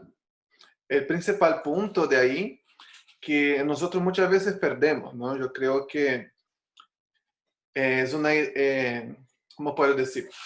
Es una manera que muchas veces durante muchos años algunos cristianos han tomado literalmente eso es lo que Pablo quiso decir. Y yo creo que sí, él estaba hablando literalmente para este grupo de mujeres, pero el punto principal no era que debería ser de una manera literal, sino el punto principal era que debería ser una transformación en su estilo de vida. Yo creo que eso era lo principal. Yo sé que hay muchas personas que quieren opinar de eso, pero hay otros puntos que yo quiero tocar antes de terminar, así que Livia y Anastasia les voy a quedar debiendo la manito. Pero podemos hacer una sesión extra para los que quieran. Yo quiero resaltar que el problema no es contra una persona o contra un estilo de culto. No, yo veía aquí en el chat algunas personas, yo soy pentecostal, el problema no es ser pentecostal o ser tradicional. Yo creo que ese tipo de sectarismo, eso se prestó mucho, nosotros vemos en el Día de Jesús, para enemistades, y el sectarismo dentro de la religión judía terminó con una guerra que culminó con la destrucción de Jerusalén. Entonces, nuestro punto no es este hoy en día. Hay muchas iglesias que entienden versículos como ese, pasajes como ese, y otros de una manera literal. Y eso no está malo en sí, sino que nosotros creemos que el enfoque principal del apóstol Pablo no era este. Pero además lo que él estaba haciendo, lo que él estaba hablando, también incluía una manera interna. Entonces yo creo que nosotros tenemos que ver por este lado, entender el principio especial de lo que él está hablando. El principio sobre todo que él quería comunicar, que era más que una manera externa, era una manera interna, era una transformación de la conducta de este grupo de mujeres, que por lo que vemos solía dominar en la ciudad de Éfeso. Y estaban buscando ese mismo rol protagónico ahora. Y dice, si ustedes se convirtieron de su estilo de vida, de sacerdotisas, a cristianas, ahora su lugar es tomar silencio y aprender. Entonces, entre este principio y muchos otros, yo quiero destacar, yo personalmente, no, yo vengo de una denominación donde no hay tanto, ¿cómo puedo decir? Reglas sobre el vestimenta de la mujer en general, pero sí no se permite a la mujer hablar o predicar en los cultos o tener cargos eclesiásticos. Personalmente, yo no soy cuadrangular, Juan Manuel. Vengo de la Iglesia Presbiteriana de Brasil. Gracias por comentarlo. Pero yo personalmente entiendo que eso no era lo que Pablo quería decir. Si nosotros vemos bien, Pablo menciona en otras partes en el libro de Romanos, por ejemplo, él menciona 3 mujeres, y si nosotros leemos los términos griegos, con cargos eclesiásticos. Menciona a Febe como una diaconisa, menciona a Junias como un apóstol, da el cargo de apóstol a una de las mujeres. Él menciona a 2 veces mujeres como que tenían la iglesia, que se reunían en sus casas, que eran Ninfa, que es mencionada en la epístola de Pablo a los Colosenses. También él menciona a Apia en la epístola de Filemón. Vemos, por ejemplo, Lidia en el libro de Hechos, que fue como la patrona de la iglesia, fue la primera cristiana de toda Europa. Entonces, yo personalmente veo que no hay una oposición de Pablo al ministerio de la mujer, sino que eso iba totalmente en contra de la costumbre cultural. Y vemos hasta mismo en los días de Jesús, ¿no? Jesús trató a las mujeres diferente de lo que los judíos las trataban. Nosotros vemos que los primeros testigos de la resurrección fueron Jesús, aunque su testimonio no era válido para presentarse en una corte. Vemos que él habló con mujeres públicamente, habló con la mujer sirofenicia, habló con la mujer samaritana en el pozo, y eso no se hacía públicamente en su cultura. Entonces vemos que él fue en contra de su cultura para un mensaje del reino. Y yo creo que esas son cosas que nosotros tenemos que dejar que la Biblia nos moldee, de cosas que quizás van en contra de nuestra cultura, pero son para el reino de Dios. Voy a dejar ahí, desarrollen un poco más de eso en su pregunta, en su hojita. A las otras preguntas que yo puse, ustedes responden personalmente, ¿ok? Pero yo quiero hablar de un otro punto de interpretación antes.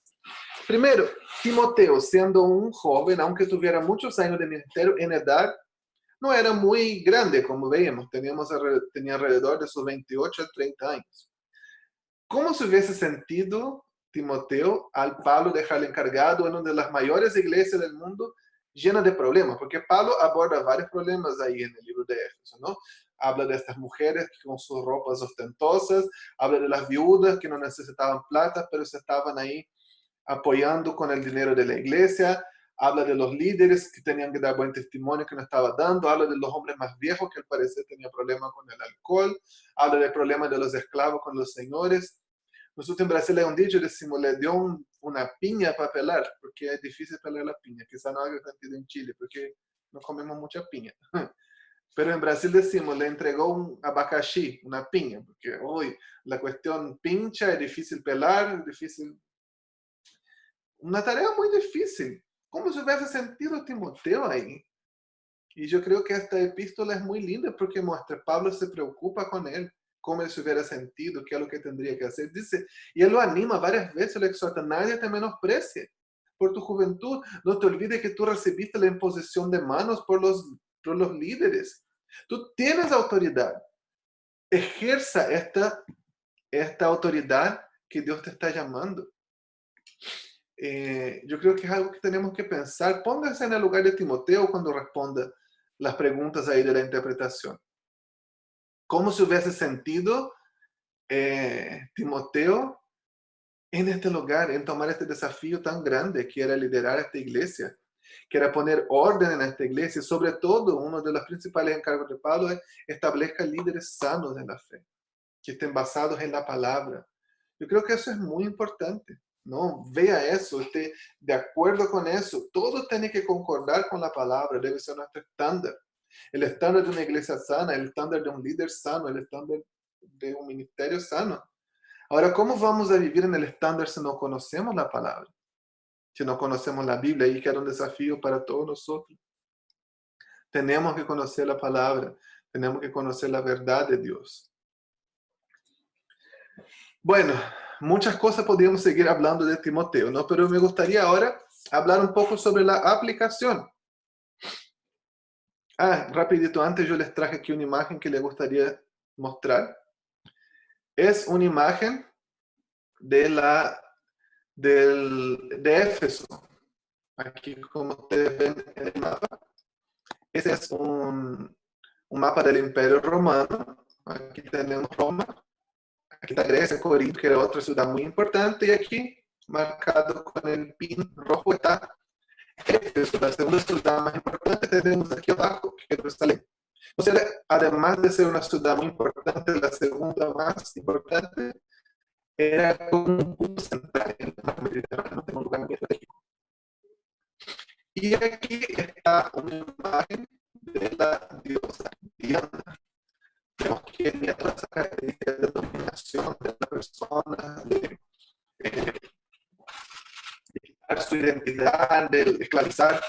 Él no debía representar de esta manera con muchos pechos, muchos senos, como ser la diosa de la fertilidad, la madre de todos. Entonces tenía mucho este lado de la dominación, de la fertilidad, de la anulación de la persona, del derecho, de la denigración del individuo, de la manipulación, de control. Eso era algo muy fuerte. Y vamos a pasar ahora a nuestro punto más importante, que es la aplicación. Parece que cuando yo comparto la pantalla está quedando un poco lento.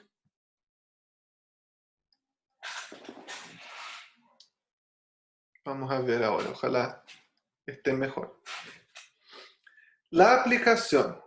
Lo primero que nosotros vamos a hacer es determinar las verdades atemporales. ¿Qué es una verdad atemporal? Una verdad fuera del tiempo. Es una verdad que era verdad y podía ser aplicable en el tiempo de Timoteo, pero también es verdad y debe ser aplicado en nuestro tiempo.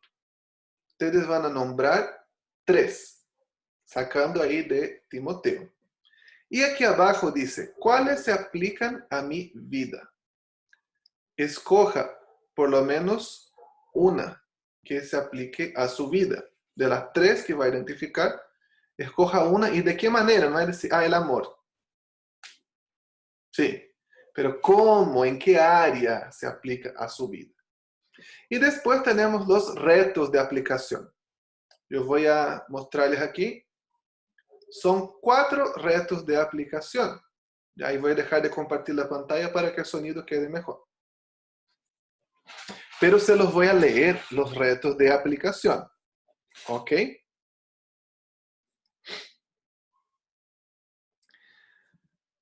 Ustedes primero van a sacar las verdades atemporales del texto.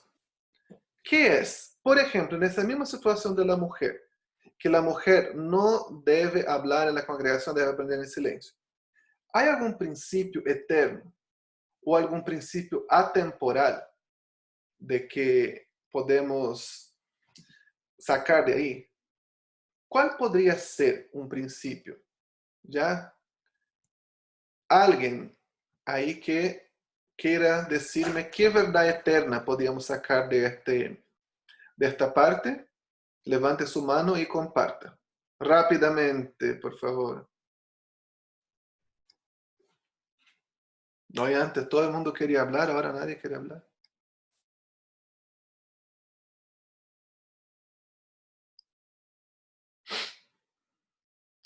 Voy a escoger a alguien al azar.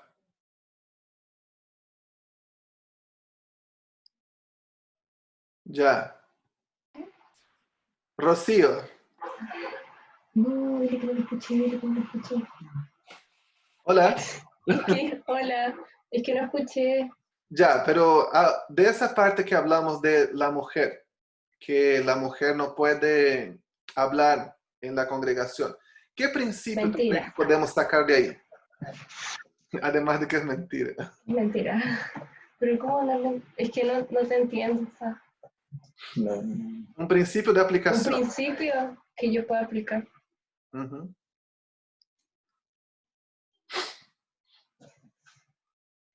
No, es que no me cacho.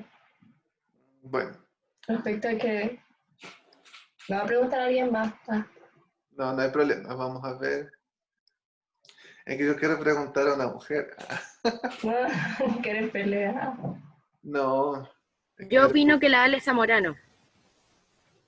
Ale Zamorano, ¿quieres hablar? Ahora ya no estás en mute. No quiero hablar, pero bueno. Gracias, Bárbara. Ya, entonces una verdad temporal de aquí.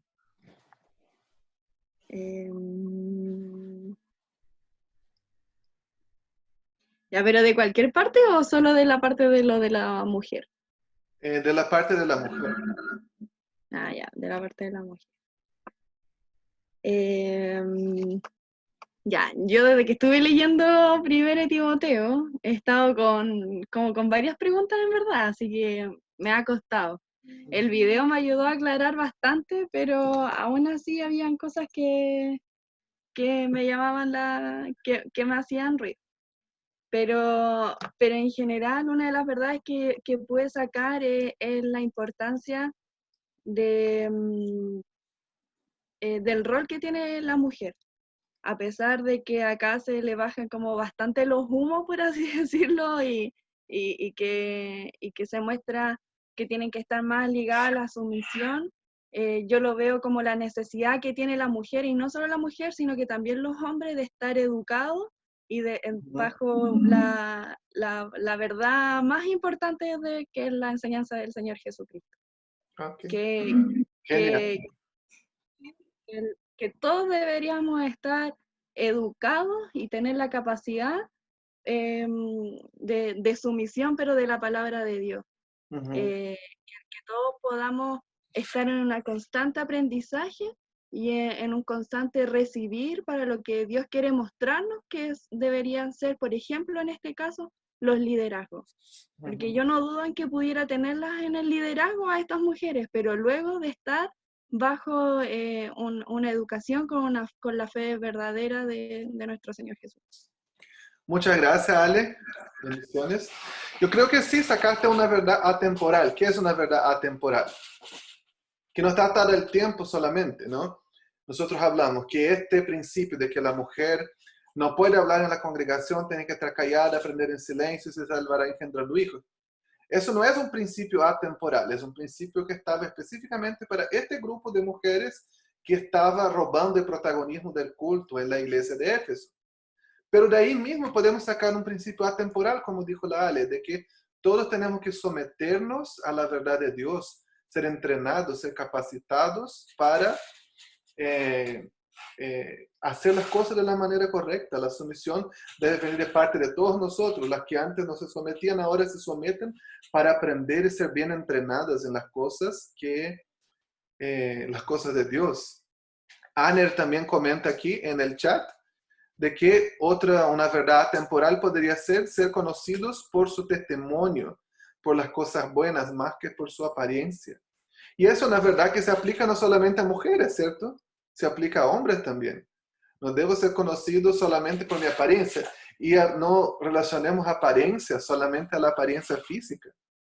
Podemos relacionar apariencia a todo, a la apariencia que yo ostento, a las cosas que yo ostento tener, al auto, a la casa o al dinero que yo tengo. No debería buscar ser conocido por eso, sino por mi testimonio, por las cosas buenas que yo estoy haciendo. Esa es una otra verdad temporal.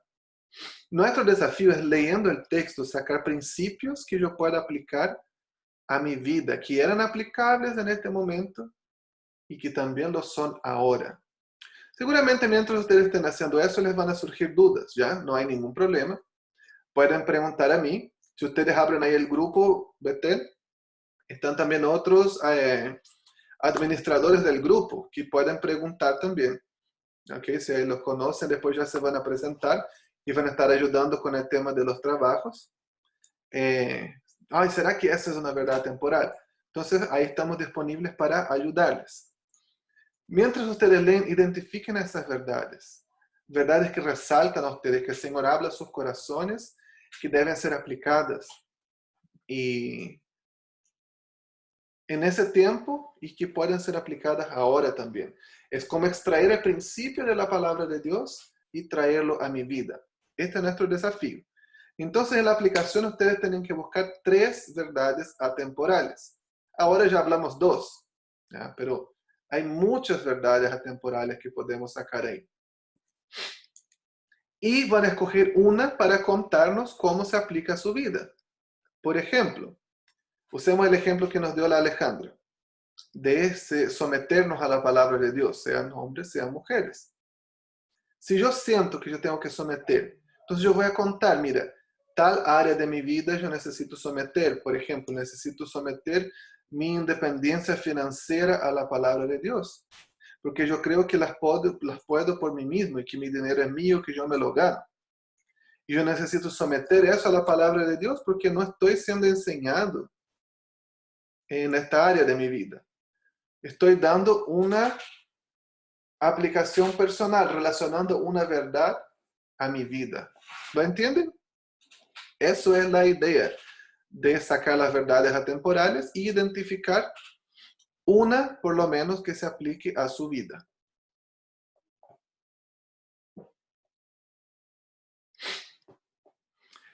Voy a hacer después un otro video, como un video tutorial, explicando el paso a paso de esta parte. Ya el domingo yo subí un video explicando el paso a paso del código de color. Voy a hacer un nuevo video explicando esta parte y si tienen dudas en cualquier momento, ya no hay problema.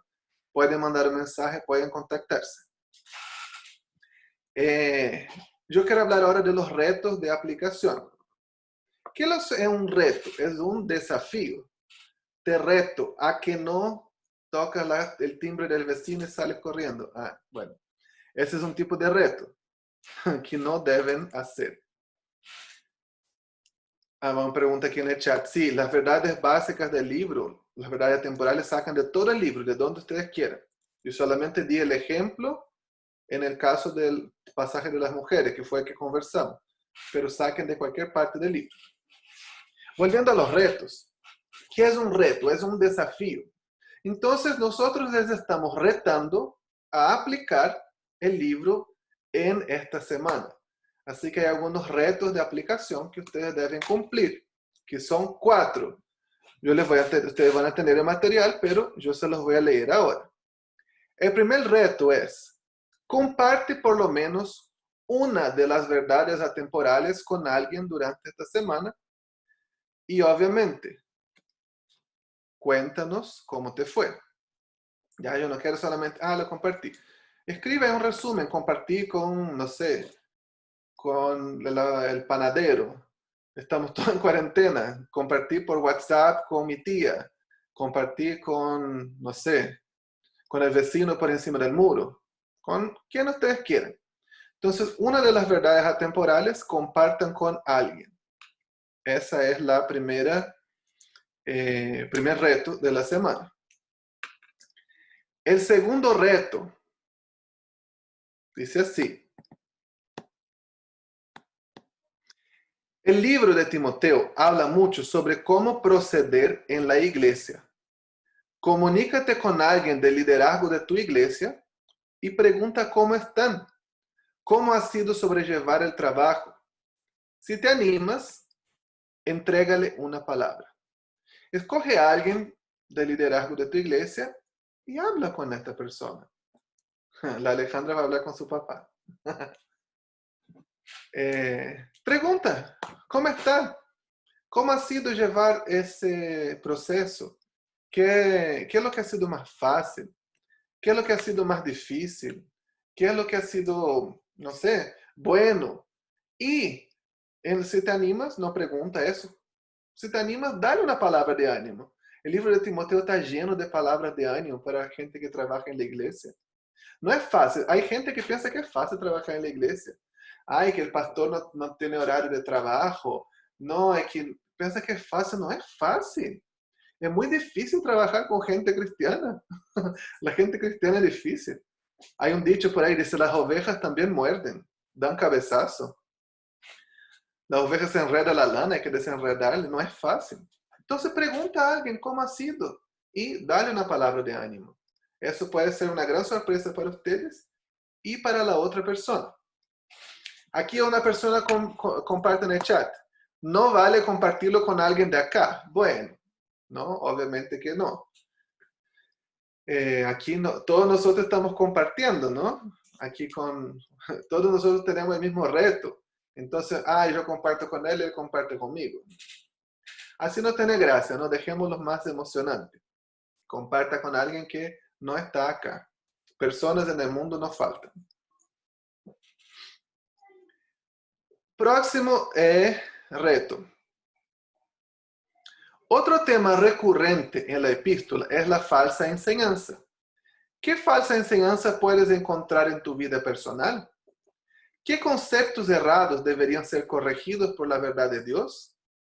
Crea una publicación o un video sobre ello y comparte en tus redes sociales. ¿Ok? Analiza tu vida. ¿Hay algún problema de falsa enseñanza? ¿Hay algo difícil? ¿Hay un concepto que tienes que corregir? Según el libro de Timoteo, obviamente, ¿no? Haz un video corto o una publicación y postea en tus redes sociales. ¿Ok? Si quieres crear un hashtag, puedes crear hashtag Estudio Online Betel. Si quieren nomás. Para que den likes. Y el último reto. ¿Cuál es tu lugar en el cuerpo de Cristo? O sea, ¿qué debes hacer en la iglesia? ¿Qué rol debes desempeñar en la columna del Dios viviente y baluarte de la verdad? ¿De qué manera práctica puede ejercer el ministerio que Dios tiene para ti? Cuéntanos sobre ello. Entonces la idea de esta parte es una pregunta personal. ¿Cuál es tu lugar en la iglesia? Todos nosotros somos parte del cuerpo de Cristo, que es la iglesia. Y todos nosotros tenemos un lugar. ¿Cuál es el tuyo? Ay, que yo no tengo lugar. Sí tienes. Ay, que pastor no me deja ejercer mi lugar. Muchas veces la responsabilidad no es del pastor, es nuestra. Así que piensa, medita en eso. ¿Cuál es tu lugar en la iglesia? ¿Qué es lo que debes hacer? Y cuéntanos ahí en la aplicación. Y yo quiero terminar con eso, que todos nosotros tenemos un lugar en el cuerpo de Cristo. Siempre se habla de eso, ¿no? Del cuerpo. El libro de Corintios habla sobre el cuerpo. Y el libro de Timoteo nos dice cómo debemos proceder en la iglesia, ¿no? El mensaje principal, el versículo central de este libro es para que sepas cómo debes proceder en la iglesia de Dios viviente, columna y baluarte de la verdad. Todos nosotros somos parte de este cuerpo. Somos parte de la iglesia. Y Dios tiene un lugar para ti en la iglesia. Tiene un ministerio para ti. ¿Cuál es? Ay, yo no sé. Yo creo que tú sabes, probablemente sabes. Pero muchas veces nosotros sabemos, pero no queremos aceptar. O queremos otro ministerio. O estamos, ay, pero es que ese es tan difícil, es que yo no quiero ese. Ay, que yo quiero cantar. Todo el mundo quiere cantar. ¿Cuál es tu lugar en la iglesia? Toma este lugar. Que nadie te menosprecie. Toma eso. Exhorta. Habla. Toma la autoridad del lugar que Dios tiene para ti. Este es el mensaje que yo quiero dejar en el libro de Timoteo. Sigan meditando en esto. Que Dios les ayude al cumplir, al hacer las tareas. Y para terminar, quería presentar solamente las personas que nos van a estar ayudando a corregir los trabajos. Aquí está mi esposa, que nos va a ayudar también. Oli, hola a todos. Sí, voy a ayudar a corregir trabajo, así que aquí estamos dispuestos. Y bueno, no sé, hombres van a revisar el trabajo de hombres y mujeres vamos a revisar el trabajo de las mujeres. Así que chiquillas, quiero invitarte a que no te limites a lo que vayas a escribir, a lo que Dios te vaya a estar diciendo en este tiempo. No te vamos a juzgar, ni condenar, ni humillar tus trabajos, pero te invitamos a abrir el corazón, a ser vulnerable en este tiempo y transparente. Así que ahí estamos. Muchas gracias. La Barbie también. Bárbara. Aquí estoy. Sí, hola a todos. Bueno, conozco a varios y a otros. Es un placer encontrarnos en esta modalidad. Sí, lo que decía la Dani, es importante que mientras leemos la Biblia, que la estudiamos, que Dios nos habla, también nosotros seamos vulnerables para que Dios nos transforme a través de su palabra. Entonces, animarlos a seguir hasta el final. Es un camino lindo. A veces uno quiere renunciar, es verdad. Todos los que nos gusta estudiar la palabra en algún momento, estamos en una escuela, como que queremos renunciar en algún momento. O un libro se hace más difícil que otro, pero animarlos a que puedan seguir. Estamos para ayudarles en lo que sea. Pueden sacar mi número del grupo también si alguien tiene alguna chica tiene una pregunta específica o necesita hablar de algo o necesita oración, cualquier cosa. Aquí estoy. Muchas gracias, Barbie. Fresia también, ¿dónde está Fresia? Hola, hola a todos, valientes, corajosos, que están estudiando la palabra durante la cuarentena. Animarlos mucho porque en realidad, claro, es un estudio bíblico de un mes y uno podría decir ya, es algo ligero, ¿no? Pero la profundidad la ponemos cada uno y más que los trabajos queden bonitos, bien estructurados, es que tú puedas abrir tu corazón al Señor para que la palabra haga su parte, solo eso. Y nosotros estamos a su disposición, lo que necesiten. Si no sabemos, le vamos a decir que no sabemos, vamos a procurar buscar la respuesta juntos, pero la idea es edificarnos juntos en este tiempo. Así que mucho ánimo, de verdad que me encanta estar aquí. Hay gente muy linda que conozco y que acredito que voy a conocer otras personas también. Los amo a todos. Gracias, Fresia. Karina. Sí, hola a todos, un saludo. Qué bacán compartir con ustedes este tiempo. Yo sé que Dios va a traer esta revelación a nuestras vidas. Y eso, para lo que necesiten, estoy disponible. Y bendiciones. Eso. Gracias. Ivette. Ahora sí. Hola a todos. Igual conozco a varios, pero es un lindo grupo. Yo creo que Dios en este tiempo está convocando, está llamando. Y aprovechar este regalo de Dios. Yo creo que esta escuela, como escuela, seminario, es un regalo de Dios para nosotros, así que aprovecharlo en este tiempo de cuarentena, de realmente procesar la palabra de Dios y que ese proceso nos lleve a un cambio, porque tengo la certeza de que de aquí va a ser una explosión hacia afuera después que pase esta cuarentena, porque hay mucha hambre y mucha necesidad en los lugares de afuera donde las personas están esperando por nosotros. Así que ánimo. Muchas gracias, amiga. Y para ayudar a corregir también el trabajo de los varones, Gerson nos va a ayudar. Hola, no sé, me parece que aparte del Tulio soy el único staff hombre en el seminario. Un saludo a todos. La verdad es un placer poder participar de esto, de la visión que recibieron los chiquillos. Creo que va a ser un tiempo muy bacán para los que ya hemos podido trabajar en escuela o en seminario. vemos y sabemos cómo la palabra de Dios transforma vidas. Entonces, bueno, las palabras de las chiquillas, animarlos a ser vulnerables, dejar que las verdades eternas, las verdades atemporales de Dios entren en sus vidas y se dejen transformar por la verdad de Dios. Lo mismo, yo no soy administrador del grupo todavía de WhatsApp, pero está mi número ahí. Cualquier cosa los chiquillos me escriben, me mandan un WhatsApp, no hay drama. Estamos todos haciendo cuarentena, así que hay tiempo de más para poder responder algunas dudas. Y eso, un abrazo a todos y espero que sea un tiempo bacán de conocer al Señor. Gracias, amigo. Bueno, nos despedimos entonces. De ahí estamos disponibles para cualquier cosa, cualquier duda. Y algo interesante que mencionó aquí, yo había tenido en mis notas, se me olvidó mencionar, cuando hablaba sobre el ministerio de la mujer, que Timoteo habla un poco sobre eso, ¿no? Y hay una estadística de que de los misioneros en el mundo, 75% de los misioneros son mujeres. Y dentro de las iglesias cristianas, también la mayoría son mujeres. Sí, hay tantas mujeres, necesitamos personas que estén para cuidarlas, para pastorearlas. Entonces, creemos, animamos el ministerio de las mujeres y vemos aquí también que en nuestro grupo, la mayoría también son mujeres. Y gracias a Dios ahí las chicas están disponibles a ayudarnos en este tiempo. Que Dios despertó muchas personas para ser parte de eso. Despertó muchas personas, no imaginábamos que la escuela iba a tener tantos participantes. Y agradecemos esta bendición de Dios, de los que se dispusieron a ayudarnos.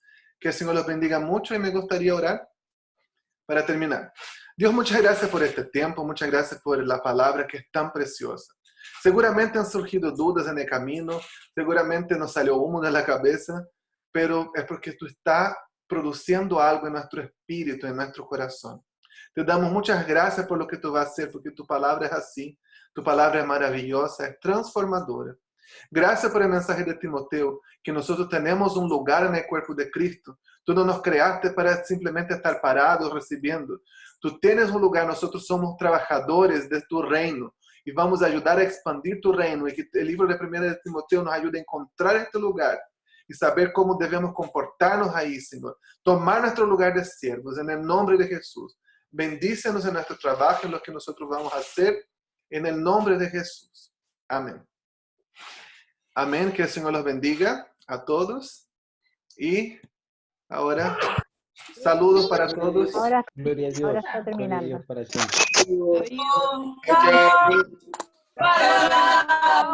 Chao. Gracias, Tulio. Gracias. Buena, buena. Chao, Ale.